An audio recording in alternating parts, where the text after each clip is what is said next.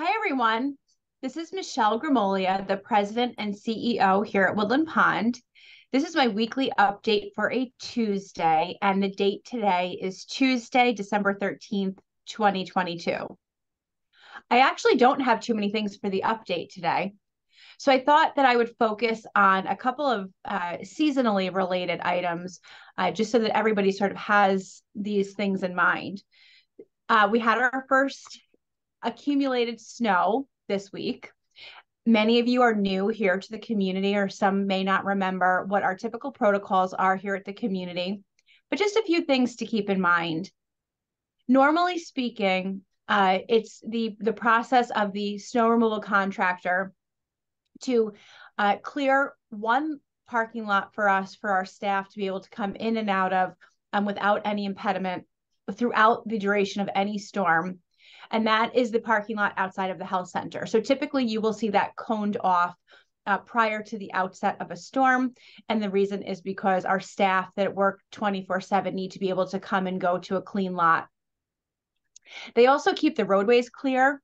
They work on sidewalks and entryways to the main building throughout the duration of a storm. They'll put down ice melt, those kinds of things. At the conclusion of a storm is when they begin to clear resident vehicles.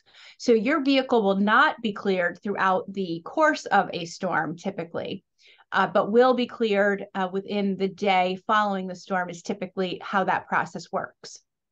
If for some reason you need your vehicle during the course of a storm or sooner than we have had them cleared by the contractor, please contact concierge or reception and they will get notification to maintenance and we can assist you with that. If you find any areas on campus that are icy, we need you to report those right away to concierge or reception. This is a very important safety mechanism that we need your assistance with. We cannot be everywhere at once. And oftentimes we will start to see, especially in this type of weather, we'll see instances during the day where snow will melt and run off, and it could run off from any part of the lawn, a gutter, anywhere, and it looks wet during the day, and then will refreeze at night. You're out taking walks, you're taking your pets out, anything that you see like that, that's a slick spot, that looks like it needs treatment, please contact concierge reception right away. Please do not assume that we have seen it. We need everyone's help with this. We want safe ability to enter, egress, to ambulate around the community. So we really need your help with that. If you have any questions about the snow removal process or the policies, you can contact concierge and one of us will get in touch with you and let you know what to expect there. This time of year, it's just a very good idea to keep your eye on weather conditions. I understand that there might be some weather coming in this weekend. I have not looked at it yet myself. Please just keep an eye on your weather and those kinds of things. And then that way you can make your doctor's appointments the way that you need to, and so on and so forth. The next update is that it seems, knock on wood, that we have gotten through that post-Thanksgiving incubation period for viral illnesses, including the flu, COVID, and RSV, as well as the common cold. And currently, we're down to just a couple of residents in skilled nursing that are on COVID precautions at this time. We ended up having only a single resident that tested positive for COVID, to my knowledge, since Thanksgiving. There were a few that were symptomatic, and I believe their COVID test came back negative. We had them isolate anyway. We do like to err on the side of caution. So we didn't see, a huge outbreak, anywhere on campus relative to how many people we have here, which residents and staff combined, we've got over 600 people. I think we had at our peak 8 cases during this post-Thanksgiving outbreak, so to speak. Percentage-wise on campus, I think we did a very good job of containing that and not allowing it to spread, and folks are still able to enjoy their holidays and those gatherings.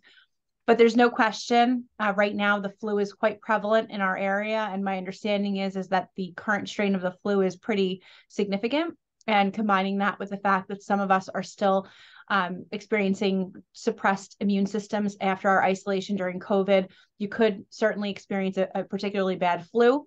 So you're going to want to be paying attention to all of your signs and symptoms of your health, making sure that you have your flu vaccines, any booster available for COVID, and really working with your primary care physician the moment that you see any kind of symptom of illness, because unfortunately, the situation with the local emergency departments has gotten even a little bit worse since the last time that I started raising this as a concern. We have seen increased and more consistent diversion for ambulances from many local hospitals because the volumes of folks that are in the emergency departments is just so great. So it's incumbent on all of us that as soon as you're experiencing a significant sign of any illness or concern, that you're contacting your primary care physician. We've got to be trying to work through primary care right now. Even the urgent care centers are now filling up because the emergency rooms are so very full. So please, I can't advise this enough. If for example, if you experience gastrointestinal illness and, it's something that's making you think, oh my gosh, something's really wrong here, I would err on the side of caution and contact your primary care physician. Let them know what's going on early in that situation so that they can guide you as to what to do next. And don't wait, because the concern is that if you wait and it becomes something that's an emergency, then you are going to inevitably be facing those crushes of people at the emergency rooms. And that's going to be a challenge for you. The waits are extremely long. I don't know if you're all aware of this or not, but I am actually, for a year, I have been a member of the Diaz Memorial Ambulance Company board in Saugerties, New York. And we just had our monthly meeting last week. And the experiences that the ambulance drivers are reporting at the local emergency rooms. This one is primarily Kingston. We've talked about Vassar in the past. Really just sort of historically not good. So I just want to emphasize again, please pay attention to your signs and symptoms. If you're immunocompromised in any way, more than just your age, if you've got health comorbidities and those kinds of things, you really have to think about what you want to be doing as the holidays progress here, how much you want to be out in the public and potentially exposed, because emergency treatment is just going to be a little bit more painful than it usually is, unfortunately. This week, we have a continuing calendar of lots of holiday things. So we've got another version of the Pondelier concert tomorrow night at 7 p.m. in the PAC. I listened to the concert yesterday at 3 p.m. in the PAC. It was wonderful. We've got another encore performance of the Pondelier concert in the PAC at 3 p.m. on Friday. We will begin the menorah lighting for Hanukkah on, the 18th, which is Sunday, the first day of Hanukkah there. And then next week, we will continue with a whole number of Hanukkah and Christmas-related holiday events. This Thursday, our staff holiday party will take place in the PAC. And thank you very much to the 15 or so residents that will serve our very deserving staff. The theme this year is Holiday Around the World. We have got gifts for them. We have gotten a huge number of raffle gift items donated to us by our vendors to raffle off to the staff. We've got a really great menu planned. It should be a great day. So if you see us in the PAC, that's what we're doing there on Thursday. For Christmas, you all saw in the Chanticleer that I mentioned a boo-boo on my part. I did not realize, and this is, I take full credit for this. I did not realize that after COVID, when we began delivery of dinner meals and having takeout every day, that we were doing that on Sundays. For those that were here before COVID, you'll remember that historically, prior to COVID, our only meal served on Sundays in the main dining room was brunch.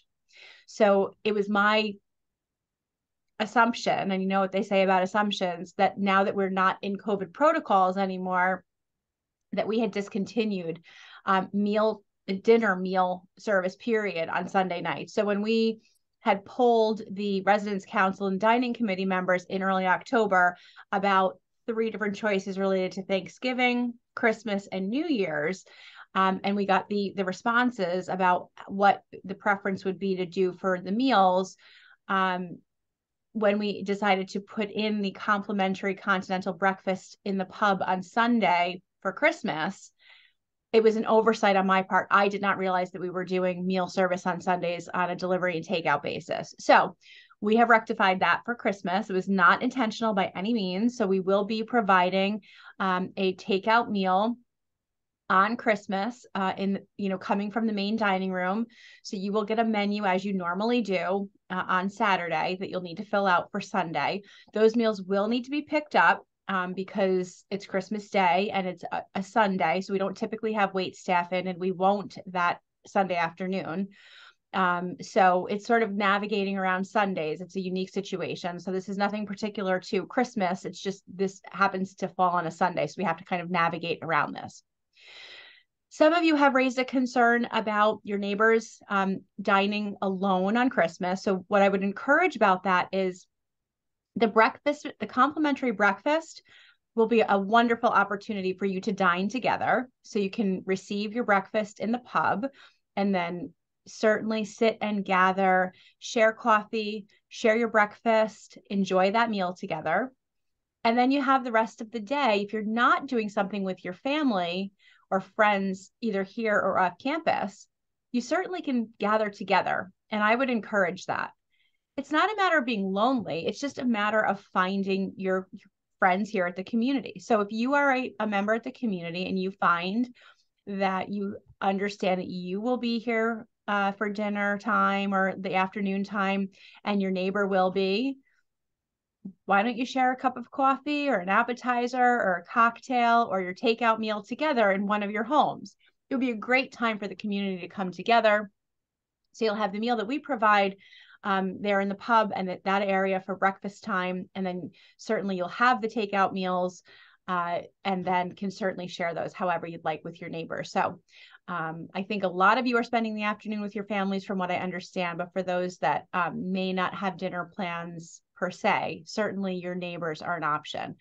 And if you're looking for someone to make plans with, you can let concierge know and we can see what we can hook up for that. Well, so I guess this turned into a lot more things on a day when I didn't think I had much. I am in the remainder of the week. I will be here all week next week, and I'm sort of up in the air as to what I'm doing the week between Christmas and New Year's, but you know where to find me, and I will see you all soon. Thank you.